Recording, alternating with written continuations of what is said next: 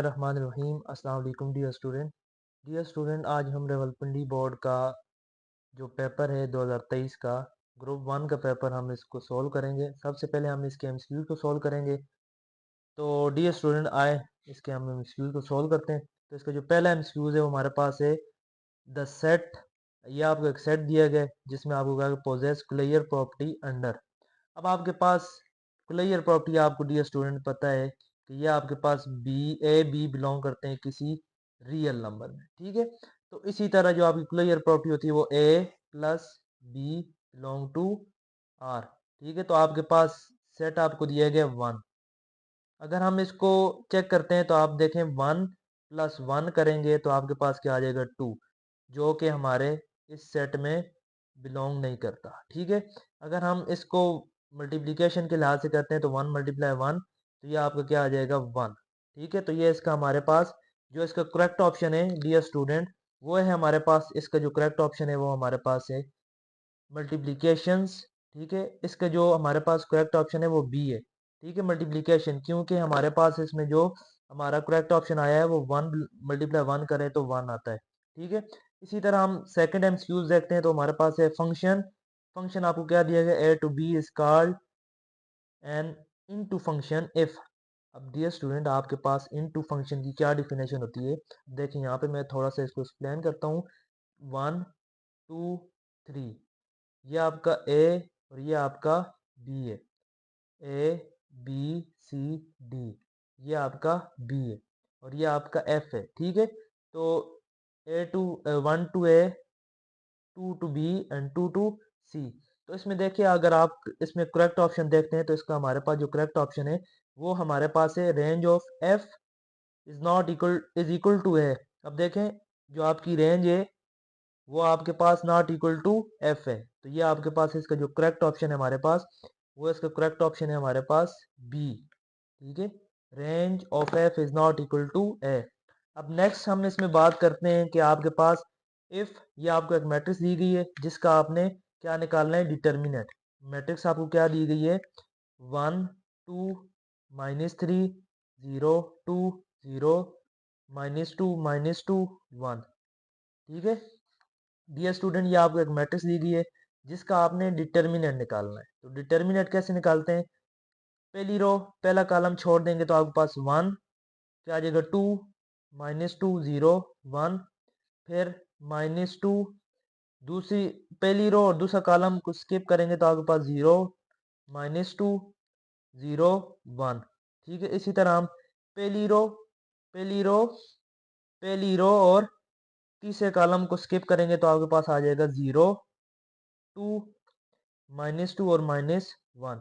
इसको मजीद सोल्व करेंगे तो ये हमारे पास आंसर आ जाएगा 2 और इसका आंसर हो जाएगा 0।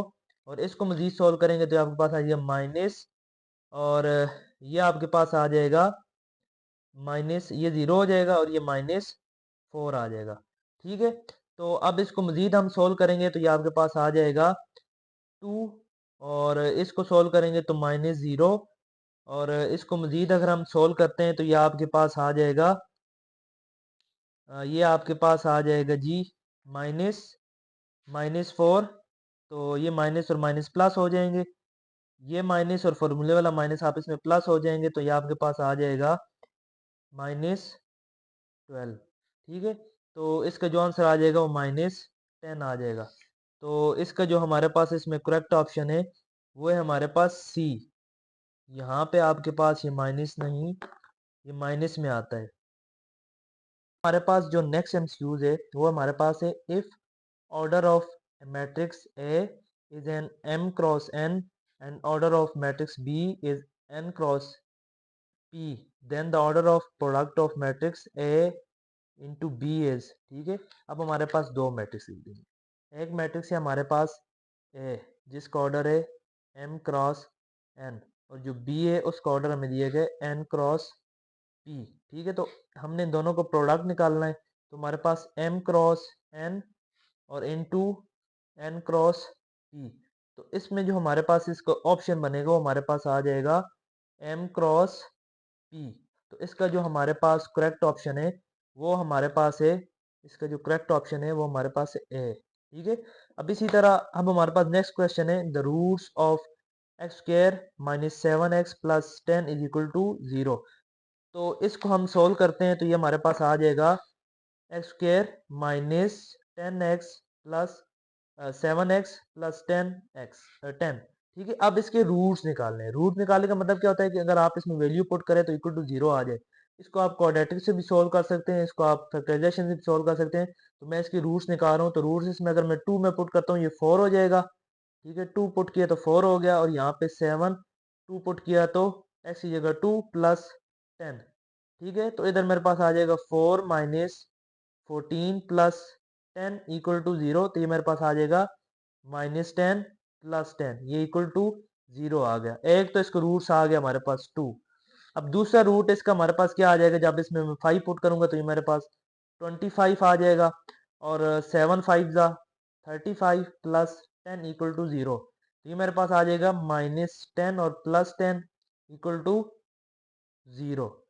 तो इसका एक रूट आ गया 5। तो इसका जो हमारे पास करेक्ट ऑप्शन है वो है हमारे पास, इसका जो करेक्ट ऑप्शन है वो हमारे पास है बी। ठीक है, इसका जो करेक्ट ऑप्शन है वो है बी।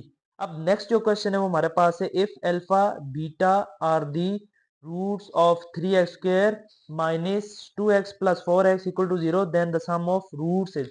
अब सम ऑफ रूट आपके पास क्या होता है, अब हमारे पास सम ऑफ रूट होता है alpha plus beta equal to minus B over A.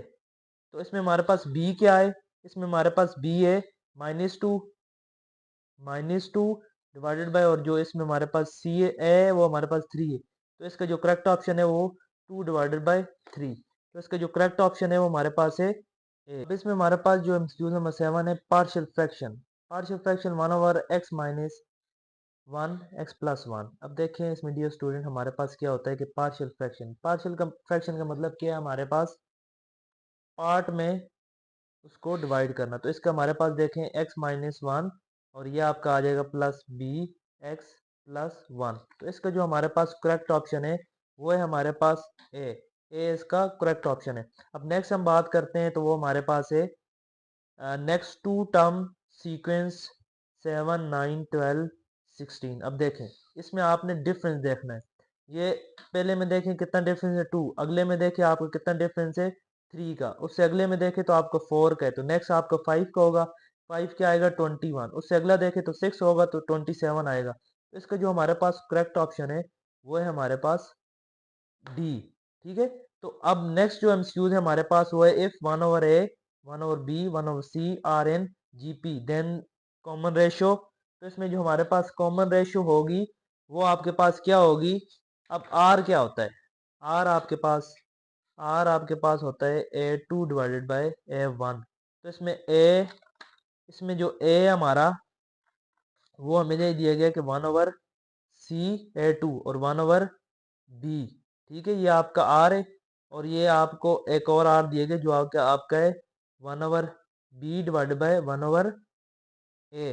ठीक है, अब इसमें हम आर मल्टीप्लाई आर करेंगे तो ये आपका आ जाएगा 1 ओवर, ये इसको जो पूरा हल करेंगे तो आपके पास बी ओवर, ये आपका आ जाएगा बी ओवर सी, और ये आपका आ जाएगा, ये आपका 1 ओवर सी आ जाएगा मल्टीप्लाई बी डिवाइडेड बाय 1 आ जाएगा, और ये आपका आ जाएगा multiply 1 over B multiply 1 over A. ठीक है, तो इसको मजीद हल करेंगे तो आर स्क्वायर आ जाएगा, ये बी और ये बी आप इसमें कट जाएंगे तो ये आपके पास ए डिवाइडेड बाय सी आ जाएगा। तो इसका आंसर जो आ जाएगा वो R equal to square root A divided by C plus minus.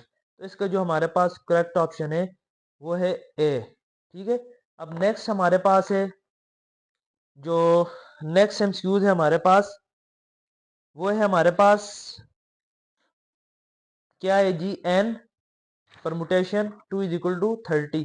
अब आपके पास ये आपके पास आ जाएगा divided by n minus 2 factorial, ये और ये आप इसमें काट जाएगा इक्वल टू 30। तो ये आपका आ जाएगा N N minus 1 equal to 30।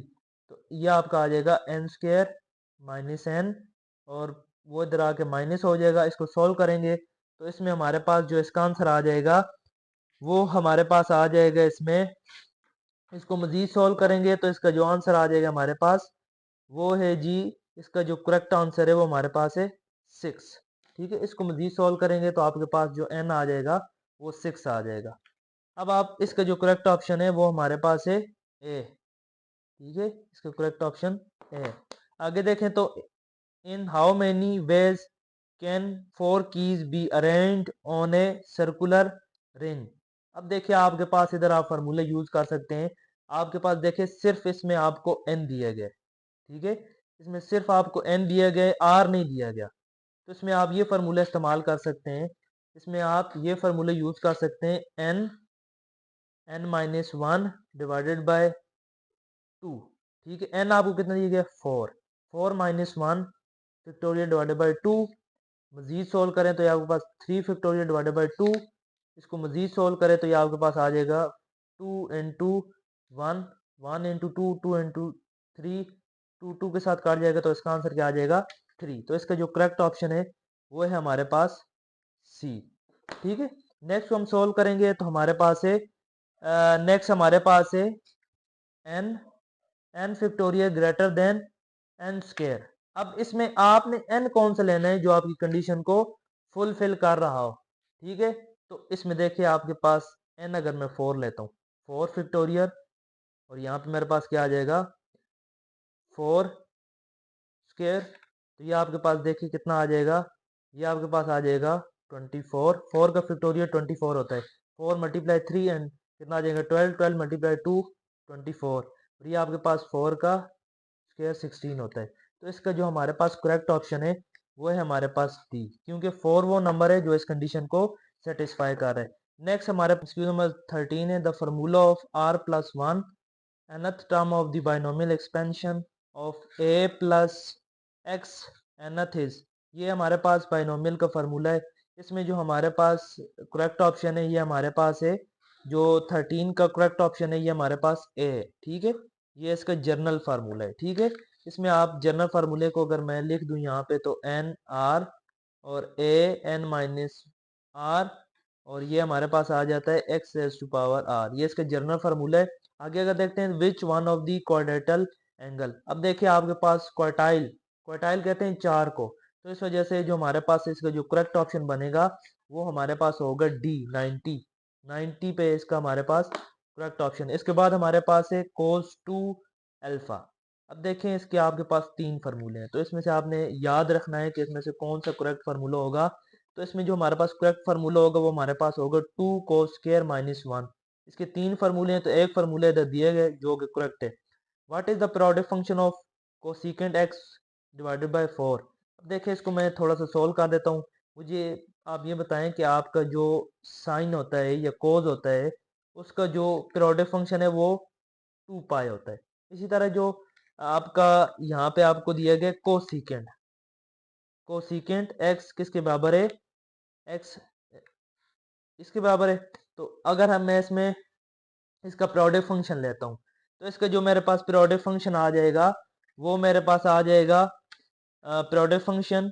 तो इसमें हमारे पास जो पीरियोडिक फंक्शन आएगा इसका इसका 8 पाई आएगा। ठीक है, इसको हम मजीद सोल्व करेंगे तो ये आपके पास हल हो के ये इसका 4 मल्टीप्लाई 2 होगा तो इसका 8 पाई आ जाएगा। ठीक है, तो इसका पीरियोडिक फंक्शन 8 पाई होगा। ठीक है, नेक्स्ट हमारे पास है A B C divided by 4 delta. ठीक है, जो कि इसमें हमारे पास फार्मूला है आर के बराबर होता है। ठीक है, जो नेक्स्ट है ये भी हमारे पास इफ एनी, ये हमारे पास बेसिकली एरिया के लिए यूज होता है। ठीक है, सिंबल ए बी सी ये आपके बराबर है, ये आपके पास जनरल फार्मूला है। ठीक है, तो इसमें जो हमारे पास करेक्ट ऑप्शन होगा वो हमारे पास है सी, क्योंकि देखिए यहाँ पे किस चीज की कमी है डिनोमिनेटर में सी की, तो यहाँ पे देखिए गेमा आएगा। जो साइड जिस चीज की कमी होती है जिस साइड में तो उधर हमारे पास एंगल आता है। ठीक है, तो इसका करेक्ट ऑप्शन सी होगा। इसी तरह आपके पास cos tan inverse zero, tan inverse zero को हल करेंगे तो इसका जो हमारे पास आंसर आएगा वो हमारे पास आएगा